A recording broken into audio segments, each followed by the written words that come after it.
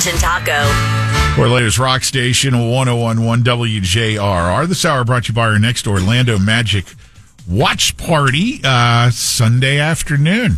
Gonna be at the office. There's no football. Just come on, cheer the Magic on as they take on San Antonio.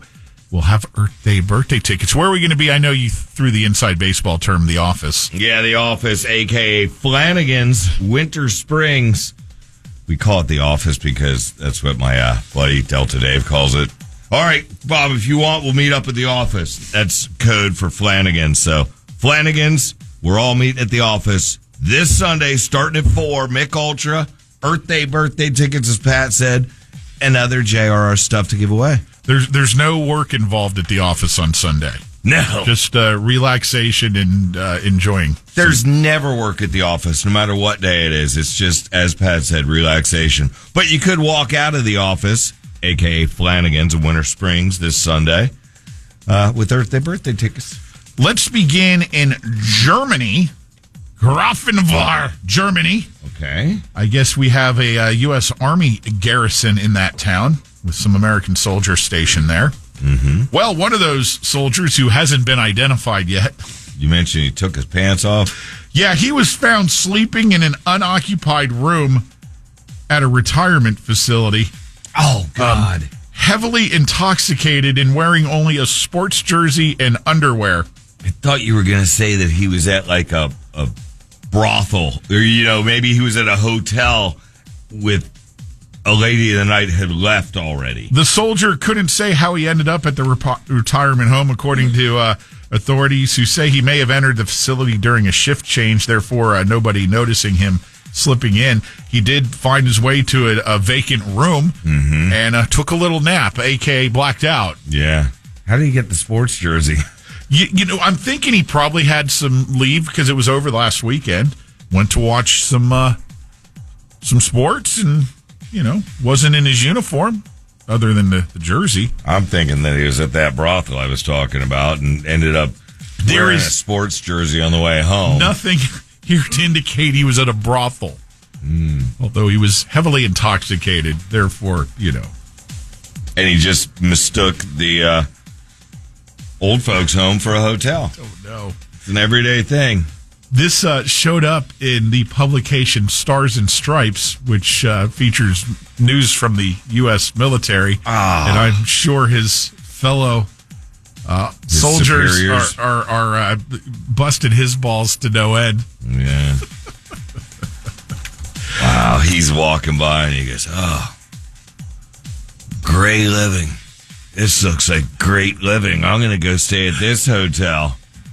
Gray living, not to be confused with gay living. That's a different hotel. It's when we used to have, what was it, Parliament House, where my father worked. Boy, this is going in a different direction very quickly. That's how I do things.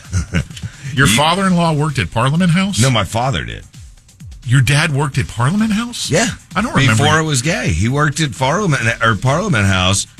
And when I say before it was gay, I don't mean that in a negative way because I went there many a times. It was the best place to pick up chicks. But, because, they're like, oh, you're an easygoing guy. Let's have sex. Sit back and let this go. Go right ahead then. Yeah. So, no, he worked at the Parliament House while he was working at the PO Club and in the Navy. He was a 3-job man. A lot of kids, you got to do what you got to do. And one of them was Parliament House, and he made more money at the Parliament House prior to it being gay. What did he do at the Parliament House? He was the bar manager and bartender, so it was an upscale place to go back in the day. Think about it. So, hell yeah. You knew that. I swear you're losing your memory. I know we've worked together almost 30 years. It's coming up this year, but you're forgetting things left and right. How could you ever forget my dad worked at the Parliament House? I honestly don't recall that. Yeah. I don't know how you forget it. It's all right. Important things in my life. Okay. Well, can I move on to the next story, which happens to be our third contender, I think, if I'm right, for Headline of the Week. Oh, well, I'd have to look which one it is, but instead I'll just hit record and go. Wallace Monument flasher whips out Willie to take a pee at famous spot. Wallace Monument is a 256 tall monument in Scotland. Okay. It's a big tourist spot. And apparently a guy climbed the 246 steps up the staircase, the spiral staircase. It's 246 steps, not feet. Well, each step is about a foot. Okay, I didn't know. I just heard 246 tall. So 246 steps. I'm sorry. The structure's 220 feet before someone fact checks me. The structure is 220 feet, consisting of 246 steps to get to the top. That's way too much walking. Well, apparently he conjured up having to go, and that's when he, as the headline says, whipped out the willie. And on the spot. And proceeded Calvin and Hobbes it. Oh, over the side. Why wouldn't you just, I don't know, walk to the back of the monument and go next to the wall? I don't think you should probably be peeing on any monument, much less off of it. Yeah. He was apprehended for on several different charges. Obviously, they weren't amused by that in Scotland. Would you say that's worse than when I was a kid and I threw my Vans that were muddy on the side of the Washington Monument, or whichever? Which the one with the? It was the Lincoln Memorial. Lincoln Memorial. See, I do remember that. Because, which one do you think would be worse? Well, being an American, I would say the Lincoln Memorial. But being an 8-year-old American? Well, Well, you were a little S-head from the start. You openly admit that. Yeah, definitely. So, that was the same day that I spit in the biker's face. Not a biker. Easy guys and ladies. A cyclist? A cyclist. An easy cyclist. I didn't mean it in a bad way.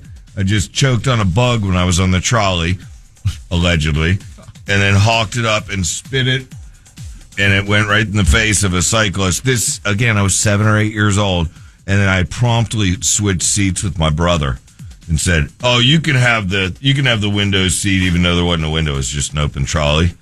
And that biker came up and grabbed my brother by the neck. Mom was not thrilled and yelled at said biker.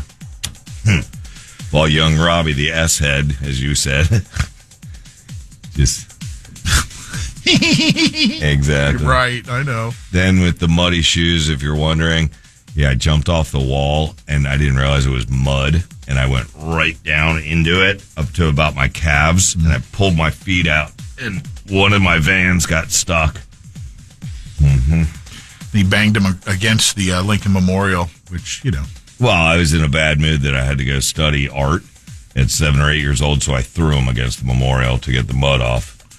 Which I didn't know. In some countries, the act of throwing shoes is in itself an insult. Really? Yeah. Like where? China, where they make Nike or something? George Bush had one chucked at him by an angry Middle Eastern person once during a news conference. Damn. A Florida deputy in Polk County responded to a 911 caller who said there was a frog under her couch, and she was deathly afraid. Deputy Rios of the Polk County Sheriff's Office responded to Apache Lane in Lakeland to assist the distressed citizen. Caller said she wanted help getting the frog outside, that it was, quote, huge and big, and she was afraid of frogs and that her anxiety was very high. Well, guess what? Surprise, surprise, citizen.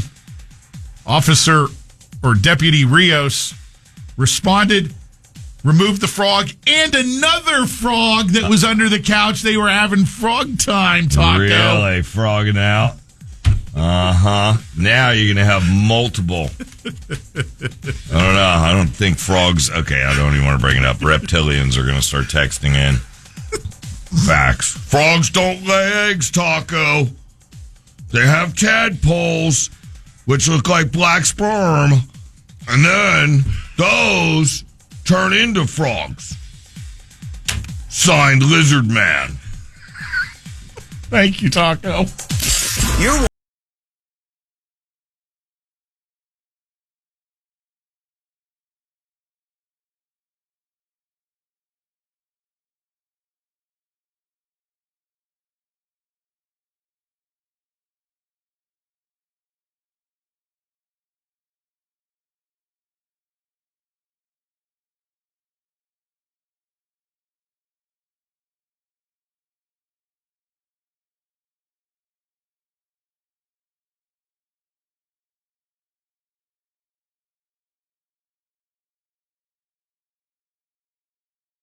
WJRR.